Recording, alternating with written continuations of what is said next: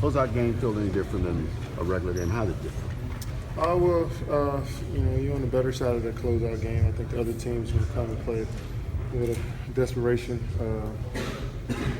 play more loose, knowing that they don't have too much to lose. So this team will come out there playing at home. They're gonna play extremely hard. We got to take it to them early. We got to throw the first punch, and it's gonna be a battle all night. Kevin, you guys obviously have a cushion of 3-1, but how important is it to finish it off tonight and not leave the door open for them? Well, we talked about just staying in the moment. We don't want to, we want to live in this moment right here and take advantage of it. We have a 3-1 lead, and you've seen last year with a few teams, with the team coming back from down 3-1 and winning the series. So we got to enjoy the moment and take care of the moment and not worry about anything else but tonight. Kevin, what do you mean when you say we've got to be ourselves? You've mentioned that several times. When you say that, what do you mean exactly? Well, we just got to come out there and play as hard as we can. Each player got to just realize who they are and what they do best and take advantage of it. As simple as that. So this game is, we start playing this game as kids just to have fun and enjoy it, and sometimes you just got to go back to that. And I know we're at the highest level of basketball. There's a lot of pressure around us. But we just got to go back to the basics and the fundamentals of the game, which is enjoying it, having fun, and we'll be fine. Steven said Mo Cheeks reminded you guys of the time he was up 3-1, lost the series. Did that help kind of set reality up? I think guys know how important this is and know that we can't, just because we play here, we up 3-1, and then we got a game at home. We can't relax and say, we'll just try to take this one at home and not worry about this game tonight. We got to focus in on tonight and know this is going to be the toughest game of the season, but enjoy the process of it. So we're looking forward to playing. Steven mentioned, and other guys have mentioned, there was progress during the season, even though people on the outside might have not seen it. What did you see during the course of the season that gave you confidence that you could do something in the playoffs? We just knew what kind of group we had. We knew we had a really good coach. We got a lot of good players on this team, and a lot of stuff was going on. We lost 2 or 3 in a row, and it was the end of the world. And we knew that we couldn't panic. It's a long season. It's a marathon, and we just try to keep grinding every single day. And that's all we came into practice, shoot around games with us, keep grinding, keep improving, keep getting better. And we kind of stand with that. I think we got another level we have to go to, in order to finish this team off. And but we're excited, about where we are, but we're not satisfied. You've been around a guy like Andre for 3 years now. A guy's pretty hard on himself, especially offensively. How nice is it to see him kind of bust out on this stage? Well, Andre is just always working hard. We always believe in him, and he's one of those guys that always asking for advice or input on how he can be better. And when you got that eagerness to learn, I think that's when you grow as a player. And he's not trying to do anything outside of what he already know how to do at this time, and he's just playing his game, and it's starting to come to him. What led to his offensive explosion 3 and 4? Well, they aren't guarding him. For one, I think that's helping him. He's spreading the floor. He's rolling to the rim. He's finding the ball under the basket, and his confidence is getting up there. When you see the ball go in, it gives you confidence. So, he's doing a great job of setting everybody up as well, setting screens, rolling to the rim, creating offense for everybody else as well. Seems like you and Russ know exactly where the doubles are coming from, though. That's got to help just in terms of knowing where that pass can go. Yeah. This team they're a long team, and they get their hand on a lot of basketball. So, just watching film and knowing where they're coming from definitely helps. And they send 2 or 3 guys sometimes, and they might play head up, straight up one time as well. So they throw a lot of different looks at you, and you got to be ready for every one of them. How long would you say until Deion get used to that backup point guard role? Deion just loved to have the ball in his hands. It took him just knowing where everybody's at on the floor and knowing the sets that we want to run. It took him a couple games just trying to figure that out. And I think to figure the pace of the game out at the point guard position is a little different. So he's learning, and he could tell yourself that he still want to get better at it as well. Things, and you may have said the same thing, that we just need to be ourselves in this game. What is it that you guys talk about? Who are you? Just all he's referred to is just to kind of not lose sight of what we've been building and try to stick to kind of like the basics, but just our identity, which is just out hustle them and make sure we have perfect effort. Really, to sum it up, just perfect effort. That's all it comes around to. You talked about building it.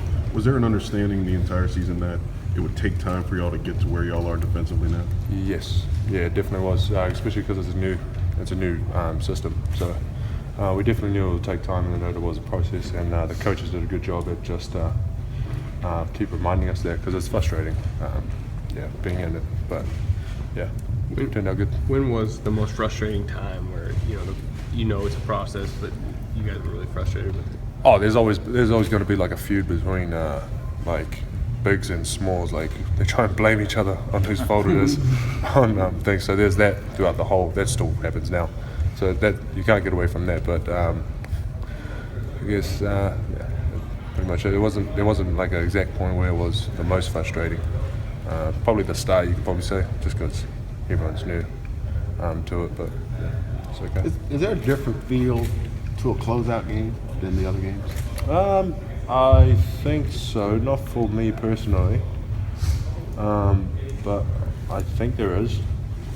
It's just a bit different. Just like a different mentality, understanding that. I mean, you always got to like eliminate the last games and stuff, but there's that extra emotion that comes with the game, especially with the team that is down. So there's that. So I think that's the only thing really that I can think of. Does it have that same sense of urgency? Because everybody will say this is a sense of urgency for Golden State because their season's over if they lose. What about from your standpoint, a closeout game? Yeah, that's the same. We're the same. It's because you can't take it for advantage. That you're up by like whatever. That you're up in the series. Mo Cheeks just told us this morning actually that he was down in the series. I mean, he was up 3-1, and he said that they took their foot off the pedal a bit and they end up losing the series. So he told us that, which is kind of brought us to reality. Not that we were out of it, but just I don't know, just the extra reason why not to take advantage of it really. You often talk about mental cues that you use for yourself throughout the game. What are some things that you guys do as a group to stay sharp and kind of keep that edge? What, like a mental cue together? Or just any kind of motivational tactics or things to keep you guys locked in. We don't really have any, apart from what you see out there. I mean, we don't like hug each other or anything like that. That's what we're looking for, but yeah, I don't know. You mentioned out hustling them. Are there any specific examples you can pull out outside of maybe 50-50 balls, anything other than that? That's the main one, 50-50 balls. But it's just our transition. The next one's probably transition, sprinting back. How fast we could sprint back from offensive end. A team like this, you don't sprint back. It's either a three or a layup, just because they're so quick. So that's another one where it comes down to hustle. Yeah. Stephen, you had to go to the locker room the other night. What was it, and how are you now? Just a bit of a bruise on the old toe. Stubbed my toe, mate. So it's all good now. Stephen, can you ever sense when your size and physical play on the part of your team is wearing down the opponent, and do you feel any of that? Was that a personal question? That was me. For the team. Oh, for the team. Yeah. So the team definitely. That's one of our. Obviously one of our identities is trying to be as physical as we can within obviously being legal and stuff like that. But that definitely wears down anyone. I mean, teams do it to us, but it wears us down as well.